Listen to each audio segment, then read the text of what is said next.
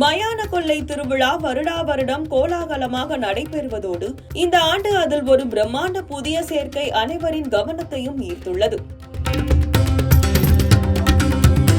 நவீன எல்இடி பொம்மலாட்டம், 60 அடி உயர எல்இடி கட் அவுட், 18 நிமிடங்கள் ஓடும் ஆதிபராசக்தி திரைப்படத்தின் இறுதி காட்சி, தானியங்கி நடனம், வசனத்துக்கு ஏற்ற அசைவுகள், புராண கதைகளை நேரில் காணும் புதிய அனுபவம். இந்த புது முயற்சி என்னவோ ஒரு மெகா திரையரங்கமே. இதன் பின்னணி, அது எப்படி செயல்படுகிறது, யாரெல்லாம் இதில் ஈடுபடுகிறார்கள், விரிவாக பார்க்கலாம். மகா சிவராத்திரிக்கு மறுநாள் மாசி அமாவாசை தினத்தில் கொண்டாடப்படும் மயான கொள்ளை திருவிழா வட மாவட்டங்களில் பிரபலமானது.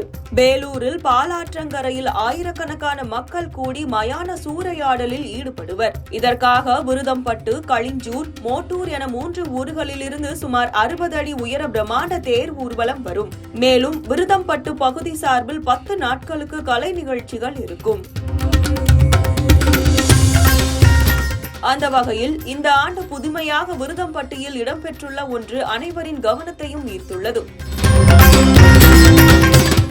இதை நவீன பொம்மலாட்டம் என்றும் கூறலாம். மிக பெரிய எல்இடி கட் அவுட்டில் ஒரு புராண கதை இடம்பெறுமாறு வடிவமைத்துள்ளனர். இதில் சுமார் 18 நிமிடங்கள் ஓடும் ஆதிபராசக்தி திரைப்படத்தின் இறுதி காட்சி இடம்பெறுமாறு அமைக்கப்பட்டுள்ளது. வெறும் மின் விளக்குகள் மட்டும் காட்சி அளிக்காமல் அதற்கு உயிரோட்டம் கொடுத்துள்ளதுதான் ஹைலைட்.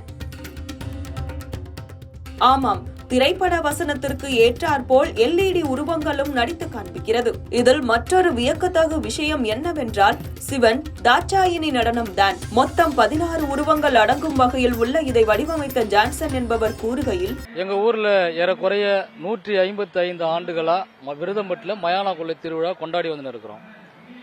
20 வருடத்துக்கு முன்பு இந்த மயான கொள்ளை திருவிழாவில் இந்த மாதிரி ஒரு ஒளி காட்சி சீரியல்லையே அமைச்சுன்னு இருந்தோம். குறைஞ்சபட்சம் ஒரு 25 ஆண்டுகளுக்கு முன்பே அதை நாங்கள் நிறுத்தி வச்சிட்டோம்.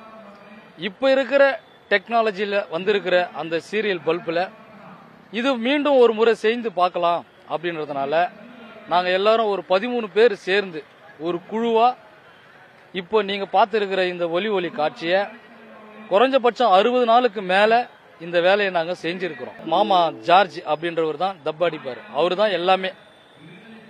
இதனுடைய ஒட்டுமொத்தமாக சேர்ந்தவர் அவர் தான். அவர் படம் வரைவார். நான் அவரு எல்லாரும் சேர்ந்து தப்ப அடிப்போம். அதுக்கப்புறமா லைட்டு போட்டோம். அதுக்கப்புறமா லைன் அடித்தோம். அதுக்கப்புறமா தான் இதை நீங்கள் இப்போ பார்க்குறீங்க. குறைஞ்சபட்சம் 60 நாள் 13 பேருடைய உழைப்பு இதில் இருக்குது. ஆதிபராசக்தி திரைப்படத்தில் கடைசி ஒரு 16 நிமிடம், அந்த 16 நிமிடத்தினுடைய கதை தான் இப்போ நீங்கள் பார்த்துருக்கிறது. ஏறக்குறைய ஏனையும் சேர்த்து மொத்தம் ஒரு 14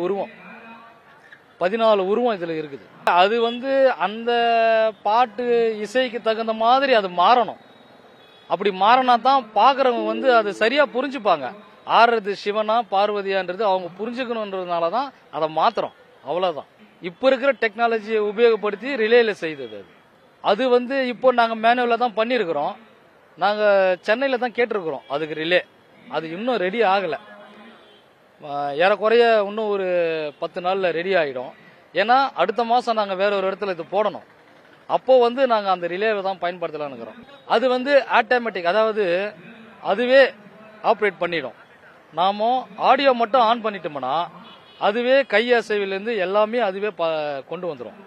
எப்படி சொல்றதுங்க, இந்த சுற்று வட்டாரத்திலேயே விருதம்பட்டு தாங்க. லைட்டுக்குன்னா விருதம்பட்டு தான். இளைஞர் சாக்கியராஜ் என்பவர் கூறுகையில், எங்கள் ஊரில் மயான கொள்ளை திருவிழா வெகு விமர்சையாக கொண்டாடப்படும். இந்த ஆண்டு ஆதிபராசக்தி கதையை விளக்கும் வகையில் மிகப்பெரிய கட் அவுட் வைத்துள்ளார்கள். இதற்கு முன் இந்த கதையை நான் பார்த்தது கிடையாது. இதை பார்த்துதான் தெரிந்து கொண்டேன்.